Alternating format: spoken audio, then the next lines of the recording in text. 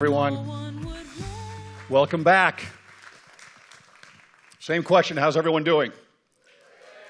How many of you guys took a little excursion this morning? Where did you go?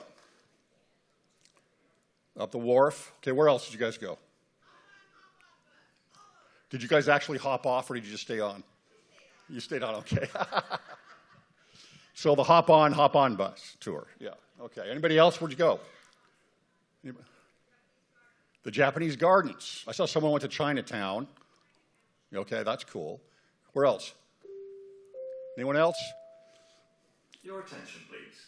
We will shortly begin testing our emergency. We timed this. Apologize for the brief inconvenience. We timed this perfectly. We keep going until the signal comes out. All right, a few announcements I want to go over before we introduce our presenter today. Number one, the sales desk, the customer service desk, will be open from 4 to 5 p.m. this afternoon while you are on the cruise, okay? You can get $300 off on the Egypt tour. So if you've had your interest piqued on Egypt from Bruce last night or Bruce up here and Brian up here, that's something to look at. If you do this on the cruise, then you get $300 off. Secondly, for Momentum 2025, the following is available. If you sign up on the cruise for next year, you'll get a two drink packages and up to $150 onboard credit, 2 Momentum24 t-shirts, which I wore last night and forgot to bring up. And you've got the order forms in your packet, or you can just visit the customer service desk between 4 and 5 o'clock today. Also, this evening, Bruce Porter will be available again. There's only 30 seats available this time. The room was packed last night. So from 4 to 5 o'clock, you can pick up the tickets for Bruce, who will be speaking from 7 to 9 o'clock again in the Half Moon Bay. One more. Okay, Ganelin Condi at 1 p.m. tomorrow, and then Nathan Pacheco at 2:30 p.m. tomorrow. All right. So before we get into the introduction on this, I want to go over a little concept, a little thing that I study, and that's something called Garrett Batty. Well, Garrett Batty is the Hebrew for making a covenant. But the Jews and the Israelites didn't make covenants, they cut covenants. I think Bruce might have brought this up. They cut covenants. And the way I look at this is you can think of the word cleave, right? If we go back to Genesis and look at the Adam and Eve account, right? You have, first of all, you've got Adam, and then there is a pulling apart, right? The rib, right, is pulled apart. And then later Adam is told that he needs to leave and cleave onto Eve, right, and become one, basically. So what did we just see there? The word cleave is two things. It's the entire concept of cutting a covenant or making a covenant. And that is something has to be pulled apart first, and then it is reunited. There's two parts to it. It's not just one. The idea of covenant comes from the Latin covenire, or covenire, right, which means to come together. Atonement is a word that means at one, right? At one-ment is really what that is. So all of this about covenants and being one and making covenants, atonement, this is all about pulling apart and then bringing back together again. We see the same thing as we go through, it's the whole concept of the temple for us. And that story really hits us. Whenever we see something like that, it naturally hits us pretty hard. And I think that's what you're going to see here today in this movie here today. Very excited to offer this premiere to you. Garrett Batty is an independent filmmaker. He wrote, produced, and directed The Saratov Approach. Those of you that may have been on Momentum or Renew last year, you may have seen The Carpenter. He's an award-winning filmmaker. Join me in welcoming Garrett Batty.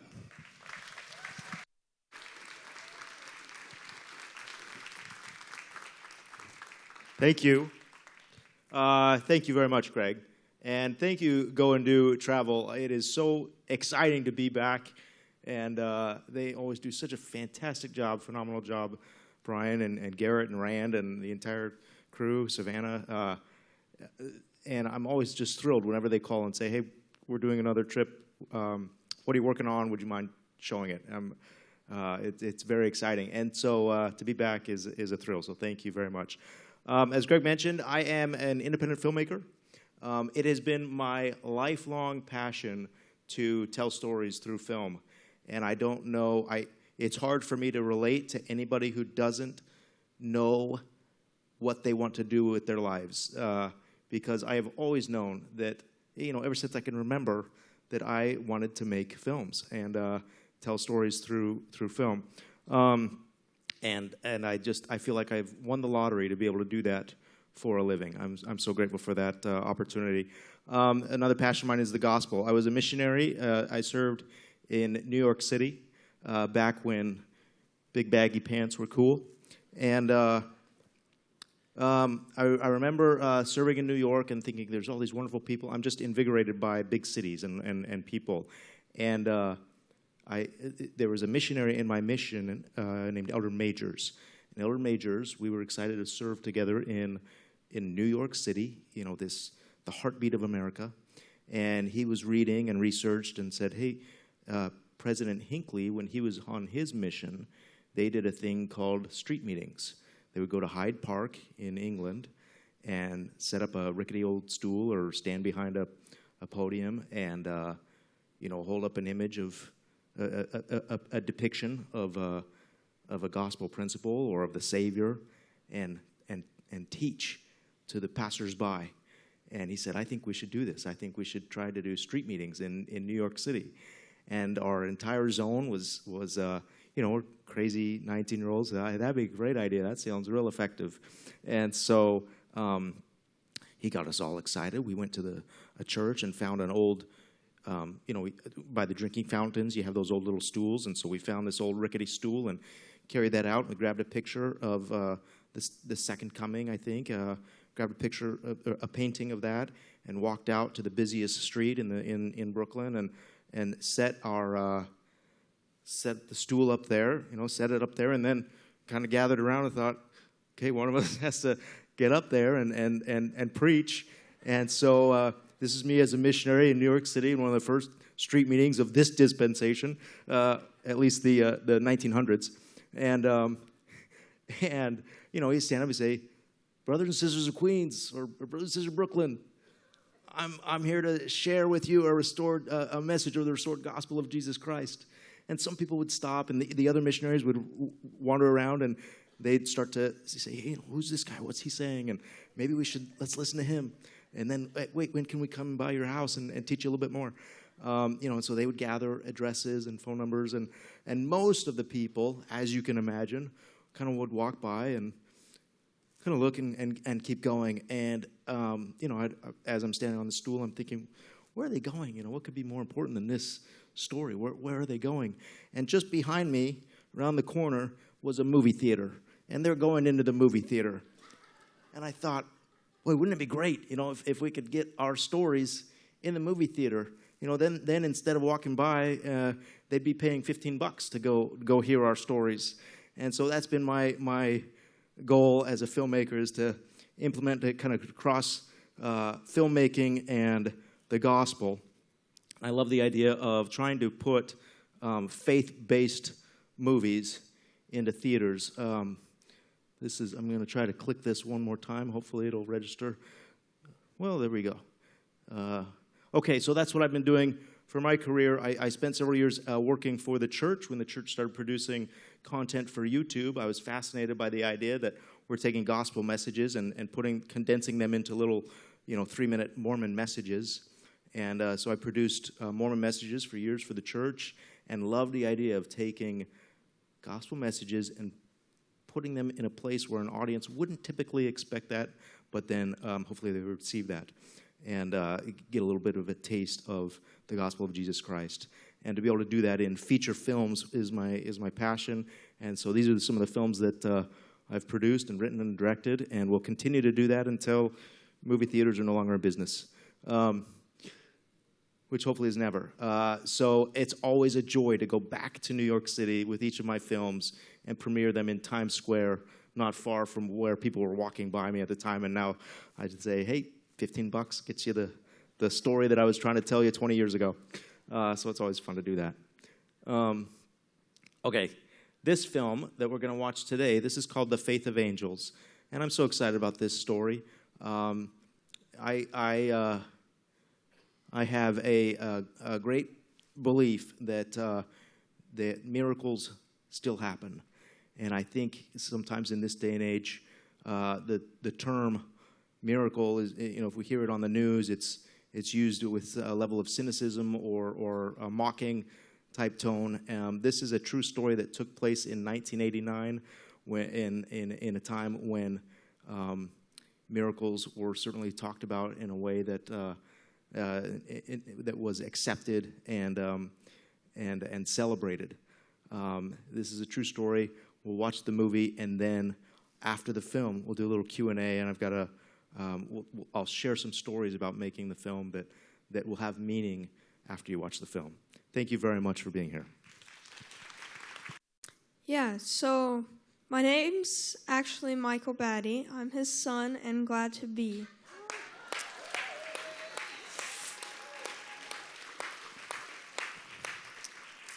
But, so before this, we had been wanting to make a film together for a while. And so when this opportunity came up, we were really excited. But this movie was going to be shown in theaters, and it was going through the full deal. So The big, full, legitimate movie, right? yeah, it wasn't a YouTube video. So I auditioned I gave my dad two names to choose from, either Tom Holland or Michael Bradford. He chose Michael Bradford because he said Tom Holland was taken. I don't know. But, so we went with Michael Bradford, and I auditioned to his casting director, and That's right. You sent a tape in. Michael was very conscientious. He said, I would love to be a part of the movie, but I don't want to be up there just because I'm the director's kid. I want to be up there because I've earned it.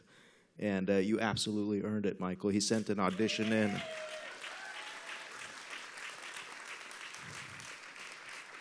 My casting director went through all the tapes that were submitted and sent back his favorites, and Michael was among them. And then we had to do a callback, an in-person callback. So all the actors had to come in the room and audition, and I sat there with my casting director, and he kept gravitating toward Michael, and then I had to confess and said, "Well, I've known this kid for a long time, and he's my son." And he said, my casting director said, "Well, that's wonderful that he's your son. If you don't cast him, not only has he earned the role, but if you don't cast him, you're making the wrong movie." And he was absolutely right. And we're just a thrill to have Michael with us the whole time. Michael, can you tell us a little bit about what it was like filming then? So you're on set, you're acting with, you act with Kirby Hayborn, who's been in a number of movies, did a fantastic job. John Finley, whose other movie is a movie called I Can Only Imagine, which is an incredible movie where he sings. He plays the part of Bart Millard. And Michael Bradford, you're up there acting with them. What was that like? yeah, it was amazing. It was my first credit-worthy movie, so it was a learning experience. How long did we film? We filmed for 18 days. 18 days. I was on set for 11 days, so I was in the mine longer than the actual Josh was. But I did get food. They fed me. But yeah, it was really fun. We shot at a couple different locations, and yeah. Good. Wonderful. It was. It was 18 days of shooting. We shot around the mountains of Ophir, Utah. We could not go in the actual mine that Josh was in, but we shot around those mountains, and it was a challenging shoot to be able to recreate that. One of the things, Michael, we did was we were able to meet with Josh and the Dennis family. We met with Josh and Janine and talked with them and heard their stories, heard their experience. And I was absolutely fascinated by Josh's telling of this story where he told he was lost in his mind for 5 days. He felt like he had been gone for about 2 days. He was never scared because he had felt the presence of angels around him. And then I was also fascinated when I spoke with John Skinner, who said, just as we portray, he's up in Montana. He wakes up with this prompting. He doesn't understand it, this prompting to go to Utah and help find this missing boy that he didn't even know what was missing. He said go to Utah, and when he arrived, learned that Josh was missing, and the fact that he felt guided by angels. And I am convinced and have believed for a long time that there are angels around us and with us. And my role as a filmmaker in this experience was to give a voice to these angels and say, what if we could hear them, or if I could hear them better, what are they trying to tell me?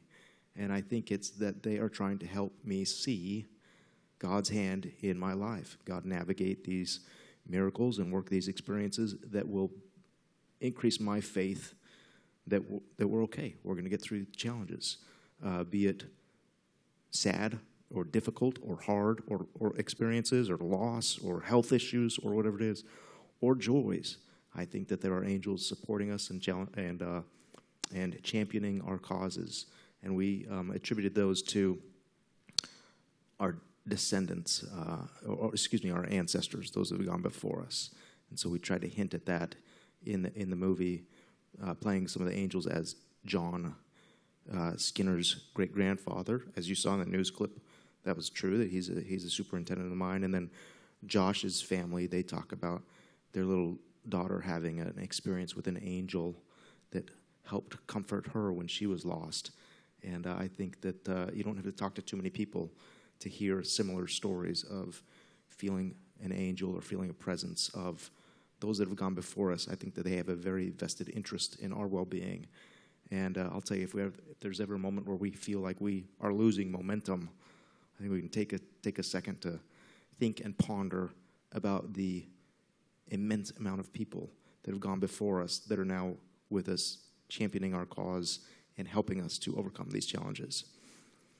So that's our project. That's our movie. Any thoughts, comments, questions? Please.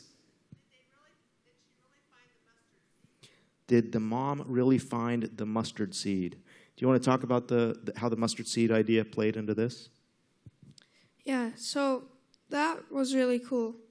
The family, Josh, Dennis, and Janine, and kind of their whole family was very involved with this film. And he didn't teach that exact family home evening lesson.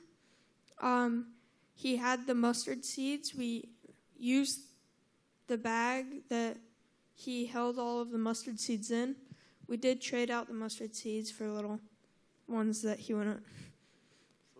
Yeah, that way he wouldn't actually lose them. But, yeah. Yeah. The mustard seeds were a very important part. We added the part that had been dropped and then lost and found. But I wanted Janine had felt comforted throughout this process, and I wanted to give some sort of visual representation of that. And so her finding a mustard seed was just a kind of a representation of her faith was never lost. But Josh talks about two experiences in the mine when he was there in the mine for 5 days. There were two moments that were clear in his mind, and one was the memory of this family home evening that he had taught, singing "I Am a Child of God," and that brought him a lot of comfort.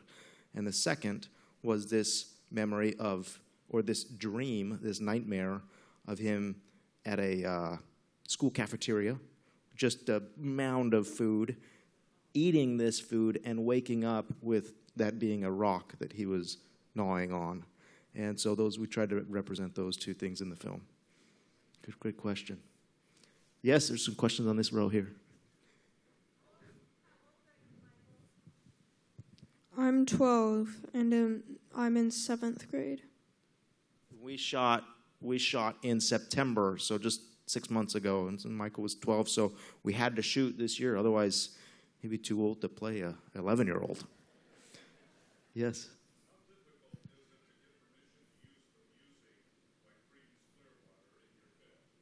Yeah, the music. We used Creedence Clearwater Revival. I wanted to start the movie out just saying, hey, this is a fun, it reminds me of my dad, and kind of a fun song. And it's not difficult. You just expensive. Tell everybody to come. Yeah, that's why we needed your help getting in the theaters. We spent all the money already. Now we need to. Yes, sir.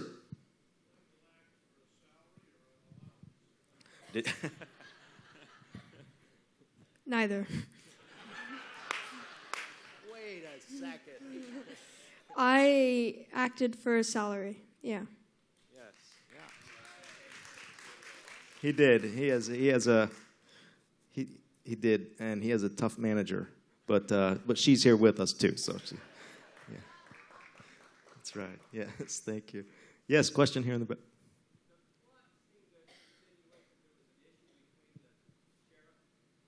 Yeah, great question. The question is about the plot kind of being whether there was an issue with the sheriff and John, kind of the difference or what it was. And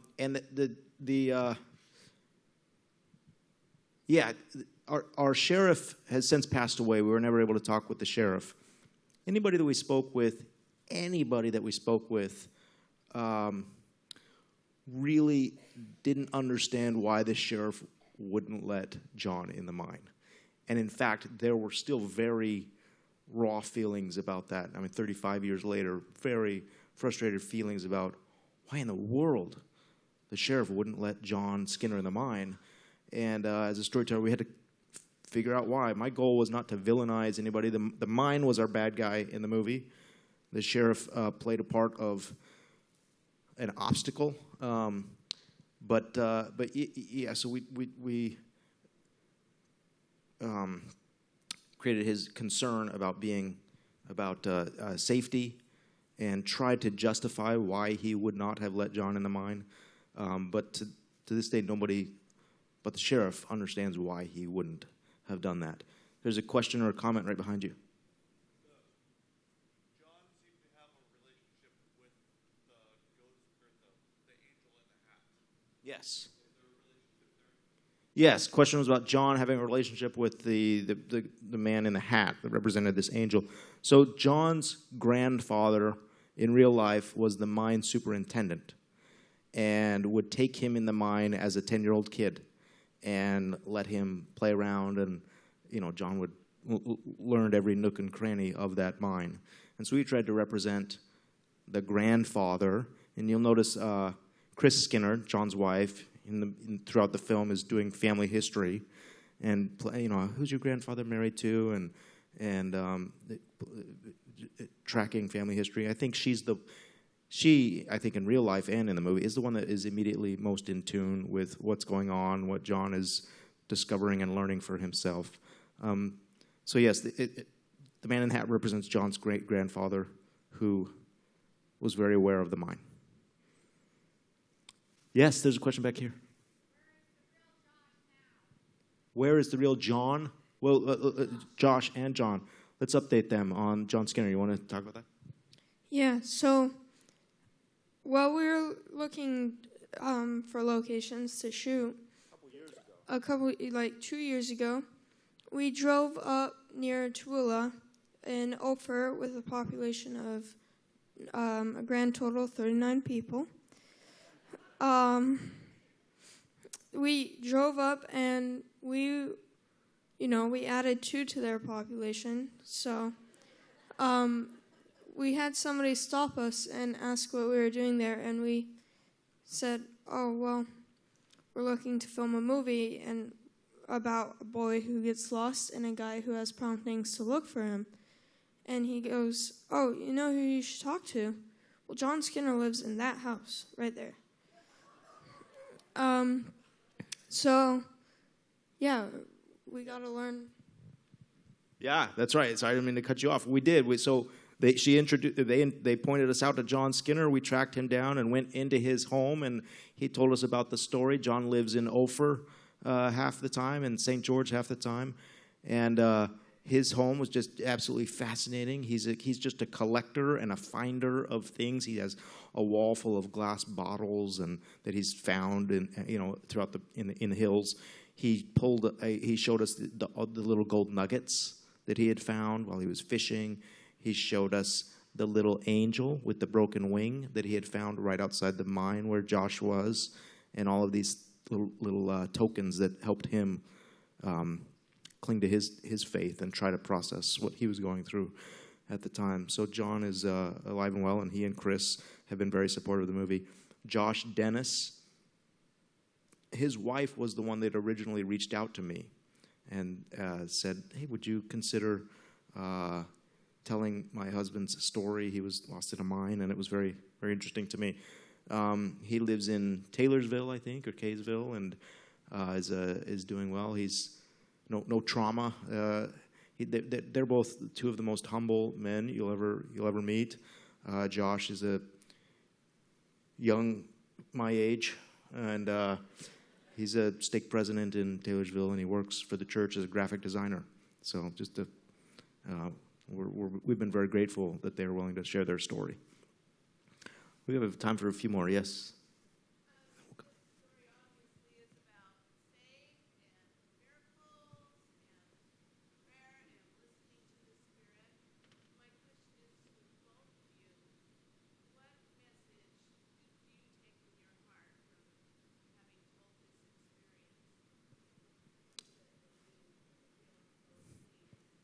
Great question. A lot of themes. Michael, I'll come to you first. A lot of themes about faith and hope and prayer and feeling, relying on the Spirit. Is there a message that you take from this movie or that you feel compelled to tell? Well, I think just for me, John has a lot of moments where he's following promptings. He follows a prompting to get up and drive back from, I think, Montana all the way back to Utah.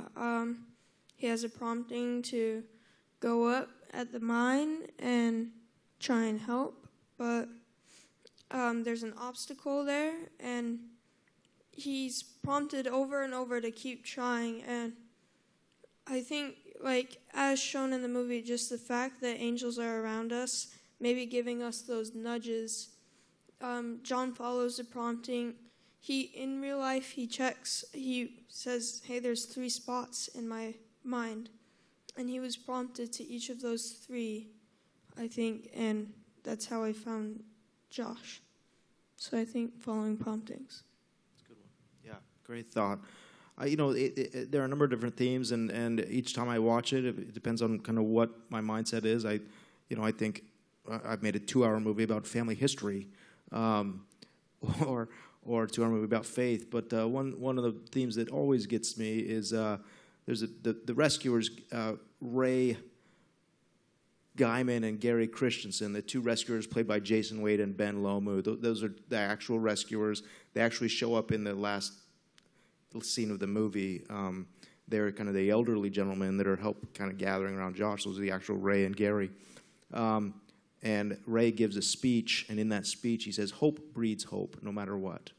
And I think that for me that's kind of this overarching theme that kind of always really triggers my tear ducts. And it says, look, no matter what, we just cannot fear. There's no reason to fear. Hope breeds hope, and no matter what the situation is. This is 4 days later, this kid should not be here, and yet we're going to be hoping for him. And so that's a theme that resonates with me. Thank you. Yes, and then we'll. Oh, okay, you got it answered.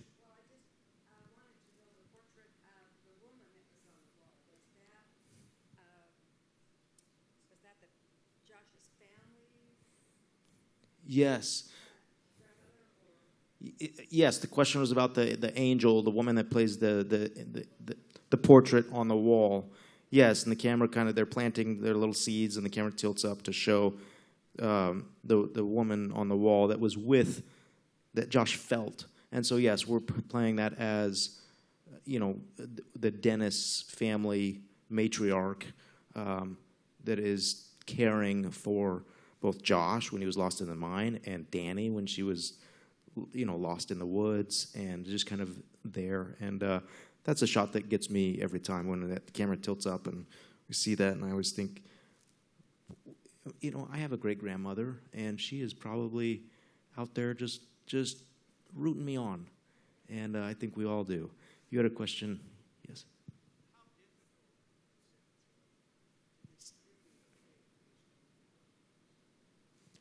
I didn't hear the question. How difficult is it to distribute a faith-based movie today? Great question. Fortunately, there are some wonderful faith-based. There's wonderful faith-based content that's being released through the Chosen or Sound of Freedom or Ordinary Angels that just came out, and we're seeing that because of audiences like you that go out to the theaters and respond to these movies, that theater bookers are supportive and likely to book the movies. It is still prohibitively expensive to release a movie. You pay, the multi-million-dollar budget to make a movie, and then Hollywood matches that to release the movie. And they are essentially convincing theaters that an audience will show up. As independent filmmakers, especially faith-based filmmakers, we don't have those resources. Those resources are very difficult to come by. Hollywood hasn't quite, Chosen is independent, Sound of Freedom is independent, Ordinary Angels is independent. All of these movies are still very independent. And so we are very fortunate, because of past projects, to have theaters willing to book our movie. The cost is still there that we have to pay, so the idea is that we'll do some Kickstarter campaigns to help raise money for this, or we're grateful for angel investors that come and help us get it into theaters. But then our commitment to the theaters is that we'll have an audience show up. So please, if you can go the opening weekend and show up, then it'll help us generate more content like this. Will we put it in Sundance? I don't know if this is really Sundance fair, but one day Sundance will see the light. Did John Skinner ever finish his book? That's a good question. I don't know, but I know that in amongst that wall of glass bottles and gold nuggets and all of these things, he brought out bins of journals and newspaper clippings and everything. So whether he has an actual physical book, I don't know that he does, but I sat through the most boring journals of all of the history of the Ophir Mountain mines and things like that. And he is fascinating. I could listen to him for hours because he's just this wealth of information. You have a question here? Am I going to have a new movie for next year? I'm always motivated if they'll invite me. I'm motivated to try to make one. So we'll see. No, I'm working on a TV series that we're starting to write now called Angel Town, and it's about the lingering questions of mortality, but it takes place in the afterlife, and it's us finding answers to those lingering questions in the afterlife. It's a fun series that we'll work on. Our goal is to put this in the theaters in the fall, and then hopefully we can show maybe the first episode of Angel Town here next time. And one more question.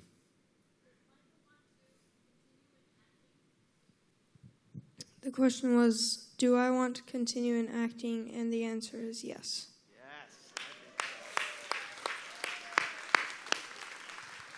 Thank you very much for your time and for hanging out. Michael loves pictures. If you want to take pictures with him, you can do all that. Thank you so much. Everybody.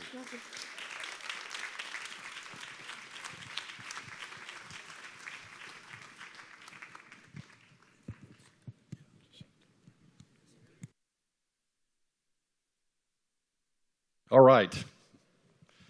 Wasn't that wonderful? Another hand.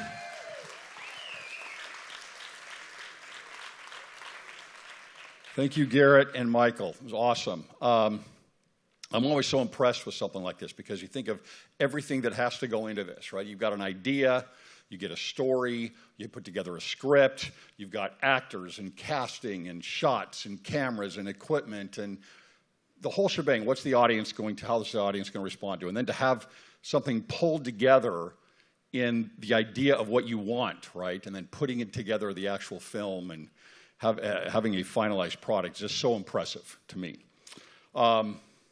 Separation and bringing back together, right? And I don't think it was lost on me or probably you. A couple of things there, a couple of things were brought up in the themes here that, you know, we all have separations at times. And again, I think it's just something like this is so compelling because we've all experienced something like this. I had a son, nothing like this. I had a son that I lost at Disneyland. It was the most horrific thing for a time, right? It was an hour before we could find him. And, you know, I can't imagine going through something like this. Some of you may have lost children or grandkids even, right, from the earth here. And yet there's a reunion probably on the other side of the veil with others.